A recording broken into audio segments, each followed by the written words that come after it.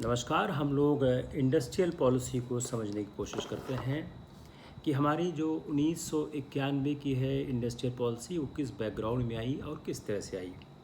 अगर हम अपने इंडस्ट्रियल पॉलिसी के एक पूरे ऑब्जेक्टिव्स को देखें, उद्देश्यों और लक्ष्यों को देखें, तो उसके लक्ष्य क्या हैं? To maintain steady growth in productivity. इसका मतलब क्या हुआ कि हम उत्पादकता में एक नियमित वृद्धि की प्राप्ति करें, उसको बरकरार रखें। To create more employment opportunities, हम ज़्यादा से ज़्यादा रोजगार के अवसरों को उत्पन्न करें। To utilise available human resources better, जो हमारे पास मानव संसाधन उपलब्ध हैं उनको हम बेहतर ढंग से इस्तेमाल करें। To accelerate progress of the country through different means, हम अपने देश में जो विकास की गति है, रफ्तार है, वह विभिन्न मदों से, विभिन्न तरीकों से प्राप्त करें। To match the level of international standard and competitiveness, अंतर्राष्ट्रीय मानकों पर हमारे चीज़ बने, हमारा काम हो और प्रतिस्पर्धात्मक माहौल का विकास हो। अब इस बात को ध्यान में रखते हुए 1948 में पहली बार इंडस्ट्रियल पॉलिसी रेजोल्यूशन आता है।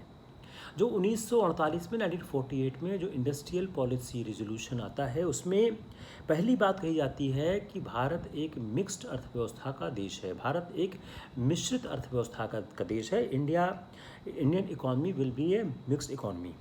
दूसरी बात कही जाती है कि small scale and cottage industries को इम्पोर्टेंस दिया जाए, स्मॉल स्केल और कॉटेज इंडस्ट्रीज़ को प्राथमिकता दी जाए। तीसरी बात कही गई कि गवर्नमेंट फॉरेन इन्वेस्टमेंट पे रिस्ट्रिक्शन को इम्पोज करे। अगर हम आज़ादी के समय में देखें तो हमारे समय में हमको शिकायत थी कि विदेशी निवेश यहाँ बहुत ज़्यादा हो रहा है और देशी निवेश को प्रोत्साहन नहीं मिल रहा है। शायद इसी अनुभव को ध्यान में रखते हुए कहा गया कि विदेशी निवेश को प्रोत्साहित किया जाए। इस इंडस्ट्रियल पॉलिसी रेजोल्यूशन जो 1948 का था उस पर 1956 की इंडस्ट्रियल पॉलिसी बनी, जिसमें हम लोगों ने पिछले लेक्चर में गंभीरता से विचार किया था। इसमें क्या किया गया कि इस पॉलिसी में उन्होंने इकोनॉमिक कॉन्स्टिट्यूशन ऑफ इंडिया भी कहा। तो इसमें पहली बात क्या की गई, सेक्टर को 3 भागों में क्लासिफाई किया था। Category A, schedule A, schedule B, schedule C. Schedule A में 17 इंडस्ट्रीज़ थी, वो पब्लिक सेक्टर को कवर करती थी। शेड्यूल बी में मिक्स्ड इंडस्ट्रीज़ थी, मिक्स सेक्टर्स थे जो पब्लिक और प्राइवेट दोनों थे, उसमें 12 इंडस्ट्रीज़ थी। और शेड्यूल सी थे जिसमें सिर्फ प्राइवेट सेक्टर्स ही काम करते थे। इस इंडस्ट्रियल पॉलिसी के बाद जो एक बेसिक 1950 से, उसके बाद एक 1977 में इंडस्ट्रियल पॉलिसी स्टेटमेंट आता है। यह इंडस्ट्रियल पॉलिसी स्टेटमेंट क्या कहता है? यह पॉलिसी स्टेटमेंट मेजरली फोकस करता है डिसेंट्रलाइजेशन पे, कि हम विकेंद्रीकरण की नीति को अपनाएंगे। दूसरा यह बात करता है कि यह स्मॉल स्केल इंडस्ट्रीज़ की प्रायोरिटीज़ को कैटर करेगा, उसको देखेगा। तीसरी बात करता है कि इसने एक नई यूनिट का सृजन किया जिसका नाम है टाइनी यूनिट। एक सवाल प्रेम से बन सकता है कि टाइनी यूनिट का सृजन किस पॉलिसी के द्वारा किया गया था? और इस पॉलिसी ने रिस्ट्रिक्शन इम्पोज किया। This policy impose restrictions on multinational companies, जो एक बहुउद्यमी उद्योग थे, जो मल्टीनेशनल कॉरपोरेशंस थे, कंपनीज थे, उस पर इन्होंने एक रिस्ट्रिक्शन लगाया। 1980 में दूसरा इंडस्ट्रियल पॉलिसी स्टेटमेंट आता है जिसमें यह कहा जाता है कि हमारा ये लक्ष्य होगा, there is a need to promote competition in the domestic market, modernisation and selective liberalisation and technological upgradation. तो 4 इंपॉर्टेंट पॉइंट कहे गए 1980 के इंडस्ट्रियल पॉलिसी स्टेटमेंट में। वो क्या थे? Need of promoting the competitiveness in the domestic market, number 1। Number 2, modernisation, selective liberalisation and upgradation of the technologies. तो इसको हिंदी में अगर कहना चाहें तो अपने घरेलू बाजार में प्रतिस्पर्धा का माहौल बढ़ाया जाए, आधुनिकीकरण किया जाए और चुने हुए क्षेत्रों में उदारीकरण किया जाए और तकनीकी और उन्नत तकनीकी का इस्तेमाल किया जाए। अब इस 1980 की जो इंडस्ट्रियल पॉलिसी स्टेटमेंट था उसमें MRTP act, monopolies and restrictive practice act, और फेरा, foreign exchange regulation act introduce किया गया। अब इस जो 1980 का जो इंडस्ट्रियल पॉलिसी स्टेटमेंट था, इसका ऑब्जेक्टिव था liberalise the industrial sector to increase industrial production and competitiveness of the industrial sector, ये इसका लक्ष्य था। और पॉलिसी ने एक फाउंडेशन रखा, एक आधार रखा, जिससे कि एक्सपोर्ट में प्रतियोगिता का, प्रतिस्पर्धा का माहौल का जन्म हो। अब इस अगर हम 1991 की अगली पॉलिसी के आने के पहले अगर हम एक विश्लेषण करें कि 1980 के बाद से 90 के दशक में 10 साल में ऐसा क्या हो गया कि हमारी पॉलिसी के हमको एक नई पॉलिसी की आवश्यकता महसूस हुई। अगर हम आंकड़ों से देखें, फिर सीधे डेटास, तो इंडियाज़ फॉरेन एक्सचेंज रिजर्व 1980-81 में $5.8 बिलियन था, which fell to $4.1 billion in 1989-90। और उसके नेक्स्ट ईयर 1991 में वह और गिर गया, वह सिर्फ आ गया $2.24 बिलियन। और यह सिर्फ एक महीने की इम्पोर्ट बिल को ही पेमेंट कर सकता था। तो दिस $2.24 बिलियन सिर्फ एक महीने के इम्पोर्ट बिल को पे कर सकता, उससे ज़्यादा पेमेंट की अपने पास शक्ति नहीं थी। उसी समय इराक ने कुवैत में इन्वेजन कर दिया, इराक का कुवैत में आक्रमण हो गया था। और ऑयल प्राइसेस जो ऑयल प्राइसेस थी वह बहुत गिर गई। और जो इंडिया का एक्सपोर्ट होता था, इंडिया एक्सपोर्ट किया करती थी गल्फ रीजन में, वह एक्सपोर्ट ड्रास्टिकली गिर गया। और जो NRI अकाउंट होल्डर्स थे वह अपने अकाउंट से फॉरेन एक्सचेंज को विड्रॉ करना शुरू कर दिए। इन सच सिचुएशन जो फॉरेन लेंडिंग है वह वर्चुअली ख़त्म ऐसे होने लग गई।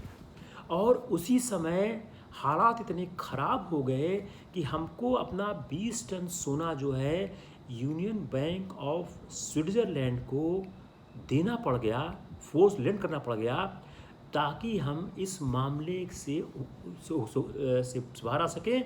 और जुलाई 1991 में हमारा फॉरेन एक्सचेंज रिजर्व इतना ज़्यादा कम हो गया कि हम सिर्फ 2 महीने के इम्पोर्ट बिल का ही पेमेंट कर सकते थे। अब आज़ादी के बाद से इतनी ख़राब हालत कभी नहीं हुए थे।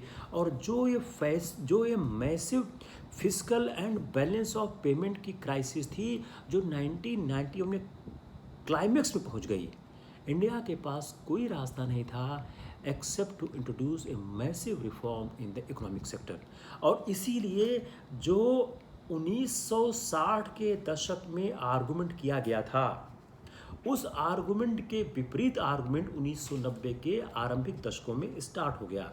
तो जो एक क्लोज्ड इकॉनमी अपनी थी, उसके बजाय हम ओपननेस की तरफ बढ़ने लग गए। जो 1970s था उस दैट विटनेस, उसने ऐसा कुछ देखा था कि उससे रूपी का जो 1970 के दशक से हम समस्याएं देख रहे थे, जो 80 के दशक में बढ़ने लग गए और 1990 के आरंभिक वर्षों में पीक पर पहुंच गए, उसने हमको एक बहुत बड़े इंट्रोस्पेक्शन के लिए, अपने अंतर विश्लेषण के लिए हमको मजबूर किया। जो 1980s की समस्या थी, जो लाइसेंस राज था, जो इंडस्ट्रियल सेक्टर में इंस्पेक्टर राज था, उसको डीरेगुलेट करने की आवश्यकता थी। और मोनोपोली और जो कई सेक्टर्स पे मोनोपोलीज थी उसको हटाने की बात सोची गई। और तब 1991 की इंडस्ट्रियल पॉलिसी हमारे सामने आती है। इस पॉलिसी को हम LPG पॉलिसी भी कहते हैं, liberalisation, privatisation and globalisation. 3 important चीज़ देख मिलती है। और जो डोमेस्टिक सेक्टर था, उस डोमेस्टिक सेक्टर में कई महत्वपूर्ण सुधार के बिंदु हम देखते हैं। जो गवर्नमेंट, पहली बात है गवर्नमेंट की मोनोपोली। जो गवर्नमेंट की मोनोपोली थी, जो पब्लिक सेक्टर में 17 आइटम पे रिजर्व थी, उसको घटाकर 8 कर दिया गया। वो 8 कौन कौन से थे? Arms, ammunition, atomic energy, coal, mineral oil, mining of iron ore, manganese ore, gold, silver, mining of copper, lead, zinc, atomic minerals and railways. I am again repeating it कि जो 17 उनके पास गवर्नमेंट मोनोपोली के schedule में listed items थे उसको घटाकर 8 कर दिया गया। वो 8 कौन कौन से हैं? Arms and ammunition, atomic energy, coal, mineral oil, mining of iron ore, manganese ore, gold, silver, mining of copper, lead, zinc, atomic minerals and railways. अब उसके बाद जो इनके पास, लेकिन इस समय करेंटली अपने पास जो ओनली 2, इस 8 में से भी currently only 2 atomic energy and railways reserve हैं for public sectors.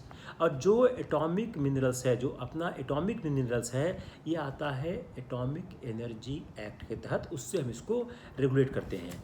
Government of India does not grant licence to private sector for mining of atomic minerals and mineral sand also. इन दो पर प्राइवेट सेक्टर को mining करने का अधिकार government of India नहीं देती है।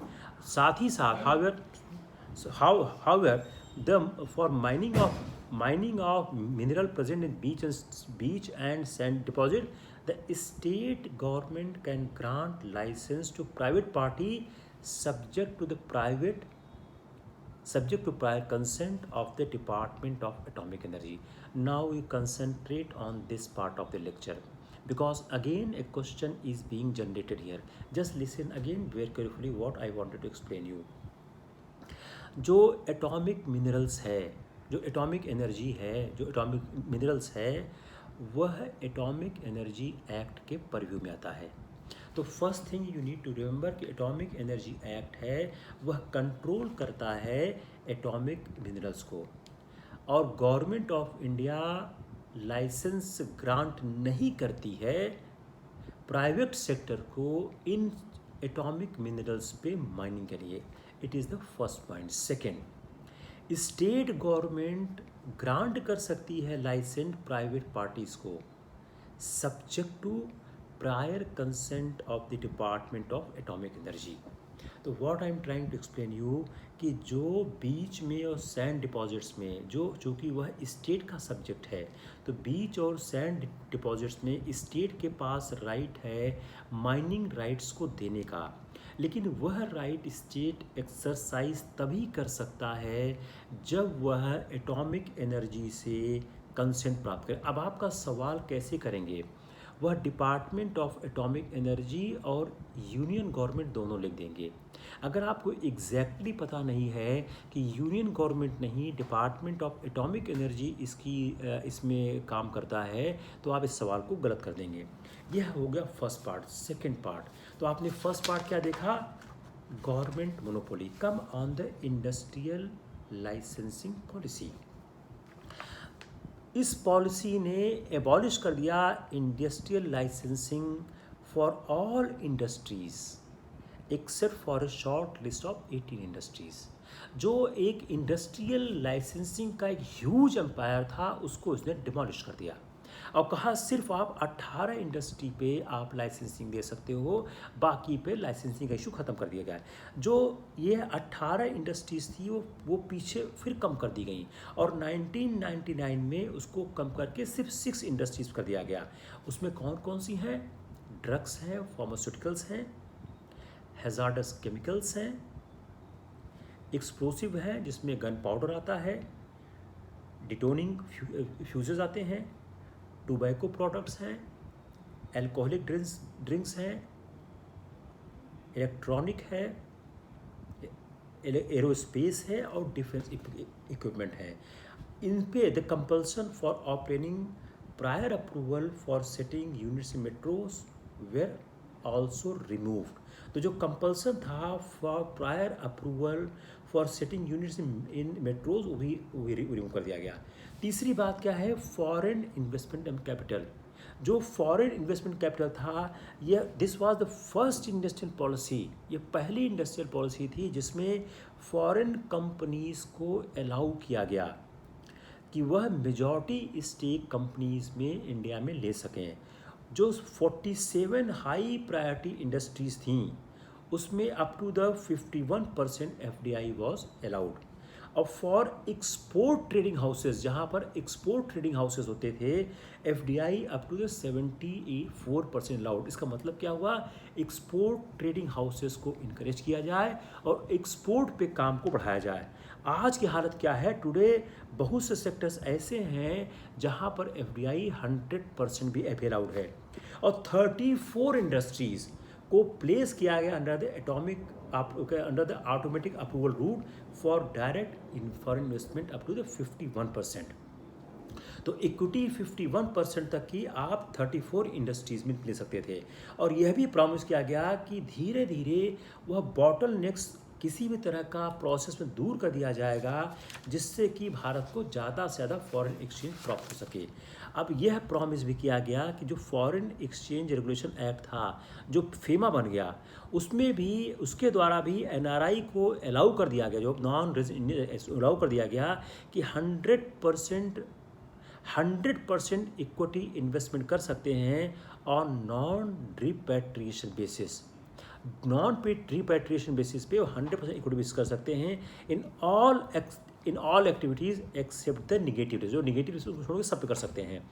अब एक प्रोविज़न ये भी बनाया गया कि जहाँ पर इम्पोर्टेड कैपिटल गुड्स की रिक्वायर्ड है, जहाँ पर इम्पोर्टेड कैपिटल गुड्स की रिक्वायरमेंट है, वहाँ पर ऑटोमेटिक क्लियरेंस दिया जाना चाहिए, प्रोवाइडेड कि जो फॉरेन एक्सचेंज अवेलेबिलिटी है वह इंश्योर्ड इनफ हो जाए फॉरेन इक्विटी के लिए।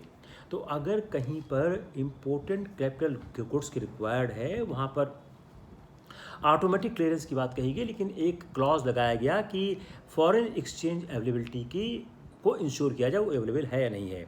और एक फॉरेन इन्वेस्टमेंट बोर्ड भी बनाया गया जो एम्पावर्ड होगा और वो FDI के बारे में डिसीजन लेगा। अगला है foreign technology agreement. Automatic permission दे दी गई, automatic permission was given for foreign technology agreement in high priority.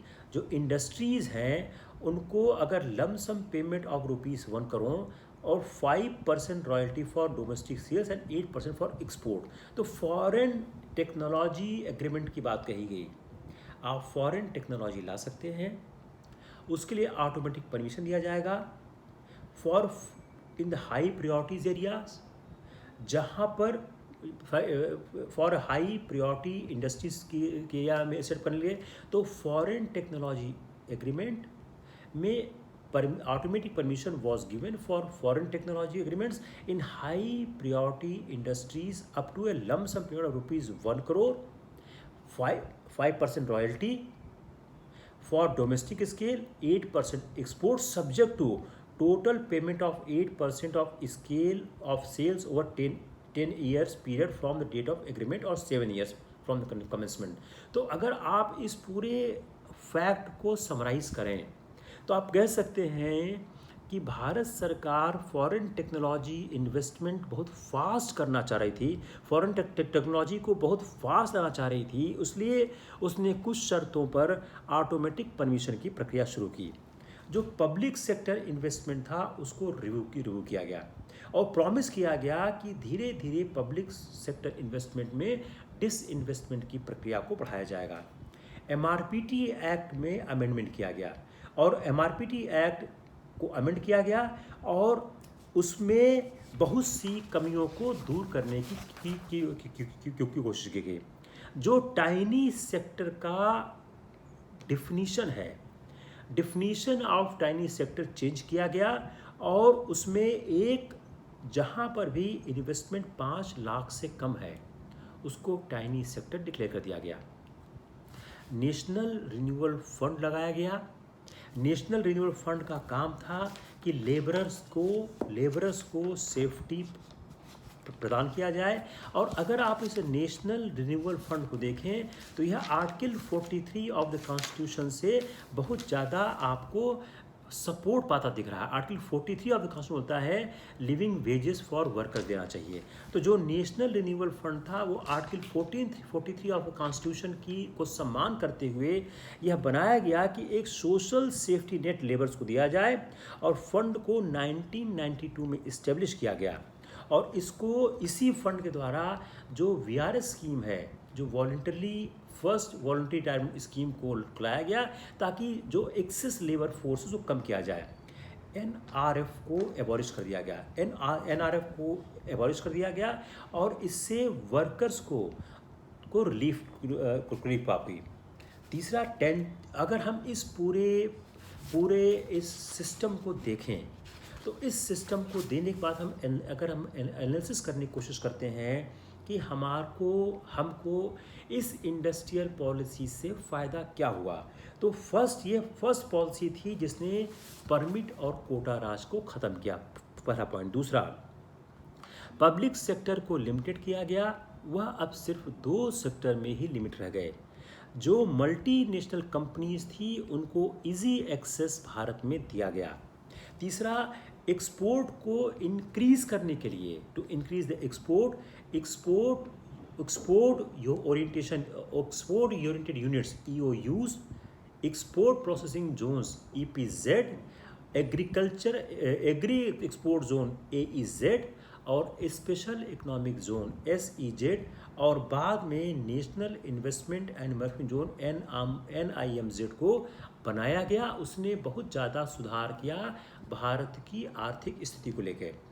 धीरे धीरे एक न्यू एक्ट पास हुआ और एक MSME एक्ट बना, और एक मीडियम और स्मॉल स्केल इंडस्ट्रीज़ का एक अलग विभाग स्थापित हुआ MSME, जो कि स्मॉल और मीडियम सेक्टर्स पे इंटरप्राइजेस पे काम करता रहा।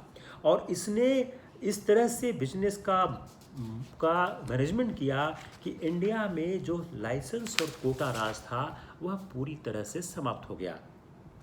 अब अगर हम इस पूरी पॉलिसी को और शॉर्ट में समझने की कोशिश करें, तो अगर हम 4-5 पॉइंट में देखें, तो एक क्या है, हमारा FDI 40 से 51% तक सिलेक्टेड सेक्टर में बढ़ा दिया गया।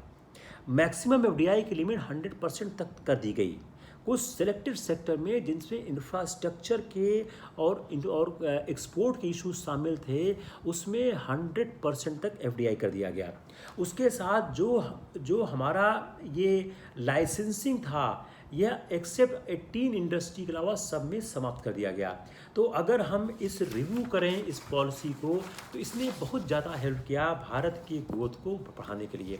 अब हम समझते हैं कि 1991 की पॉलिसी के बाद, आफ्टर दिस 1991 पॉलिसी, भारत के साथ फ़ायदा क्या हुआ।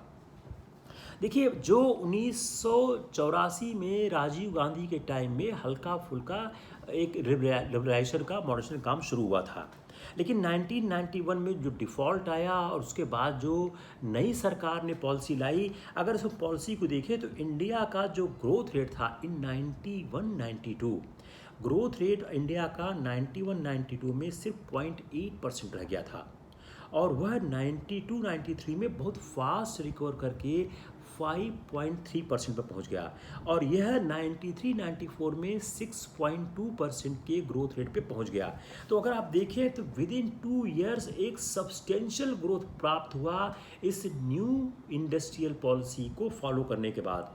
और इंडियन इकोनॉमी ने एक एवरेज अनप्रेसिडेंटेड ग्रोथ प्राप्त किया 7.5% उस दौरान, जो कि ईस्ट एशिया के देशों में सबसे ज़्यादा था। तो 92 से 97 के बीच जो 8th प्लान का फेज़ था हमारा, उसमें 7% के आसपास 6.94% का ग्रोथ रेट पास किया था, जो कि 7th प्लान का ग्रोथ रेट 6% था, उससे भी ज़्यादा था। और जो हमारी GDP थी, जो हमारा GDS था, ग्रॉस डोमेस्टिक सेविंग, जो हमारी ग्रॉस डोमेस्टिक सेविंग्स थी, वह 13% थी बिटवीन 91 टू 97, वो higher than the 7th plan of 20.6%। 20.6% से काफ़ी हायर थी। जो हमारा ग्रॉस डोमेस्टिक कैपिटल फॉर्मेशन था, जो इन्वेस्टमेंट था वह हमारा 92 से 97 के बीच एक रिस्पेक्टेबल एवरेज 25.2% के आसपास आ गया। जो इंडस्ट्रियल प्रोडक्शन था वो हमारा लेस देन 1% था 91-92 में, और 90 उसके बाद हमारा 92-93 और 93-94 में यह बहुत ज़्यादा बढ़ गया। तो अगर हम फिगर से देखें तो इंडस्ट्रियल जो हमारा ग्रोथ 1% से कम था 91-92 में, और it was negative in manufacturing sector. यह 92-93 में 2.3% हो गया और 93-94 में वह 6% हो गया। यह एक बहुत बड़ा अचीवमेंट है इतने शॉर्ट पीरियड के टाइम पे, due to the new economic policy which have taken at the point. जो MRTP था, MRTP एक्ट हमारे लिए एडवर्स इम्पैक्ट ला रहा था। एग्रीकल्चर ने भी एक रिकॉर्ड ग्रोथ हमको दिया। 91-92 की तुलना में 96-97 में बहुत बेहतर एग्रीकल्चर ग्रोथ हुआ, और सेंट्रल गवर्नमेंट की जो फिस्कल डिफिसिट थी वह भी रिड्यूस हो गई। जो फिस्कल डिफिसिट थी जो 90-91 में 8.3% ऑफ GDP थी, जो हमारी फिस्कल डिफिसिट 91 में 8.3% थी, वह 92 से 97 के बीच 6% के आसपास आ गई। अगर हम डॉलर के टर्म में देखें तो हमने बहुत ही बेहतर ग्रोथ प्राप्त किया इन दरमियान। जो डेट सिचुएशन था वो धीरे धीरे क्राइसिस पॉइंट से बाहर आने लगा। तो ओवरऑल जो हमारा एक्सटर्नल डेट और GDP रेशियो था, जो हमारा एक्सटर्नल डेट और GDP का रेशियो था फॉर इंडिया, जो fell from peak of 41% in 91-92 to 28.7% in 95-96। जो हमारा स्टॉक मार्केट था उसमें बहुत ज़बरदस्त बढ़ोतरी हुई, और जो हमारा अमाउंट ऑफ कैपिटल जो इंडियन कंपनी ने रेज किया इन प्राइमरी मार्केट, वह इंक्रीज कर गया 922 million in 1980 to rupees 2.5 billion in 1985 and 123 billion in 1990, and by 1994 the figure पहुंच गई 225 billion. If you see remarkable growth in this aspect, और एक सब्सटेंशियल 12.8% ऑफ द कंट्रीज जो gross domestic savings थी वह अकाउंटेड फॉर ही by the new corporate securities 93-94। अगर हम इस तरह से इन फिगरों के सहारे देखें तो इंडिया की ग्रोथ हिस्टोरी की जो स्टोरी है आफ्टर 1991 बहुत ही ज़्यादा रिमार्केबल है। इसका क्रिटिज्म लेफ्ट पार्टीज़ ने बहुत किया। वो उन्होंने कहना था यह रोजगार की विरोधी है और यह लोगों को गरीब बना रही है। लेकिन अगर हम फिगर्स को कंपेयर करें तो जो लोग इस रिफॉर्म प्रोसेस को क्रिटिसाइज़ कर रहे हैं उनको वस्तुस्थिति का हकीकत का एहसास नहीं है। अगर हम इसको फिगर से ही देखें, इंडिया ने एक significant fall in poverty in सालों में देखा जब हमने नई आर्थिक नीति को बनाना शुरू किया, फॉलो किया। जो हमारा प्रपोर्शन था पॉवर्टी लाइन के नीचे, जो हमारा पॉवर्टी रेशियो था वह 51.3% था 77-78 में, 87-88 में 38.9% था। और जो कंट्रीज़ लाइक चाइना, इंडोनेशिया थी, उनकी जो पॉवर्टी रेशियो था वह था 59.5 and 64.3 in 75 compares to India's 54.9 in 1973-74।